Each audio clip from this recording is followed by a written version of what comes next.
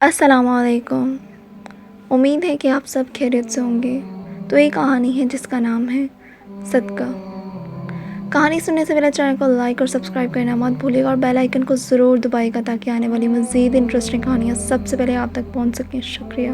हज़रत मूसा अलैहिस्सलाम से एक आदमी ने दरख्वास्त की कि इसे जानवरों की ज़ुबान सिखा दें ताकि वो इनकी बाहमी गुफ्तगू समझ सके। हज़रत मूसा अलैहिस्सलाम ने फरमाया, इस बात को छोड़ दे कि इसमें कई ख़तरात पोशीदा होते हैं। कायद है कि जिस बात से मना किया जाए इसी की तरफ रग़बत और बढ़ती है। अर्ज़ करने लगा, सरकार आप अल्लाह के नाइब हैं, मेरी इस्तदा कबूल फरमाएं। हज़रत मूसा अलैहिस्सलाम ने फरमाया, ये ना हो कि कल तू पछताए, क्योंकि तू ये नहीं जानता कि तेरे लिए कौन सी चीज़ बेहतर है और कौन सी चीज़ मुज़र। बारगाह इलाही से हुक्म हुआ, ए मूसा अलैहिस्सलाम इसकी तमन्ना पूरी कर दे। इस शख्स ने कहा, अच्छा सारे जानवरों की ज़ुबान ना सही, सिर्फ मेरे घरेलू पालतू जानवर कुत्ते और मुर्गी की ज़ुबान सिखा दें। हज़रत मूसा अलैहिस्सलाम ने फरमाया, जा आज से दोनों जानवरों की बोली पर तुझको कुदरत हासिल होगी। वो शख्स ये सुनकर खुशी खुशी अपने घर चला गया। सुबह हुई तो खादमा ने दस्तरख्वां झाड़ा, इसमें से रात का बचा हुआ रोटी का टुकड़ा ज़मीन पर गिरा। मुर्ग वो टुकड़ा उठाकर ले गया। कुत्ते ने कहा, दोस्त तू तो दाना दुनका खाकर भी अपना पेट भर लेगा, अगर रोटी का टुकड़ा मुझे दे दे तो मेरा गुजारा चल जाएगा। मुर्ग ने कहा, यहाँ सब्र करो, खुदा तुझे भी देगा। कल हमारे मालिक का घोड़ा मर जाएगा, तुम पेट भरकर खाना खा लेना। वो शख्स इन दोनों की गुफ्तगू सुन रहा था। वो जल्द ही उठा, इसने घोड़ा खोला और जाकर मंडी बेच आया और नुकसान से अपने आप को बचा लिया।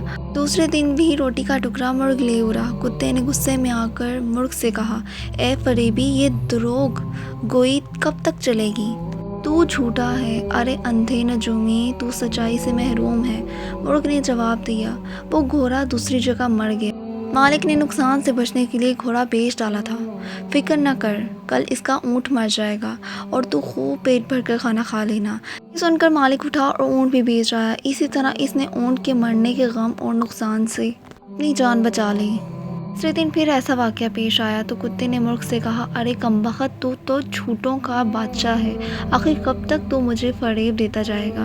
मुर्ग ने कहा, भाई मेरा इसमें कोई कसूर नहीं, मालिक ने ऊँट बेच डाला, अपने आप को नुकसान से बचा लिया। मुर्ग ने कुत्ते को तसल्ली देते हुए कहा, फ़िक्र न कर, कल इसका खच्चर मर जाएगा, इसे सिर्फ कुत्ते ही खा सकते हैं, तू भी जी भर कर खाना। मालिक ने जब ये सुना तो इसने खच्चर भी फ़रोख्त कर दिया। मालिक अपनी होशियारी पर बेहद खुश था कि वो एक के बाद दीगर 3 हादसों से बच गया। वो कहने लगा, जब से मैंने कुत्ते और मुर्ग की ज़ुबान सीखी है, क़ज़ा और क़दर का रुख फेर दिया है।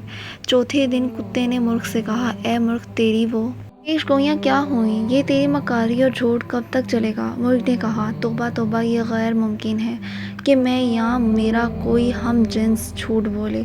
हमारी कौम तो मौज़न की तरह रास्त को है, हम अगर गलती से बेवक्त अजान ही तो मारे जाएं। मालिक ने अपना माल तो बचा लिया, लेकिन इसने अपना खून कर लिया।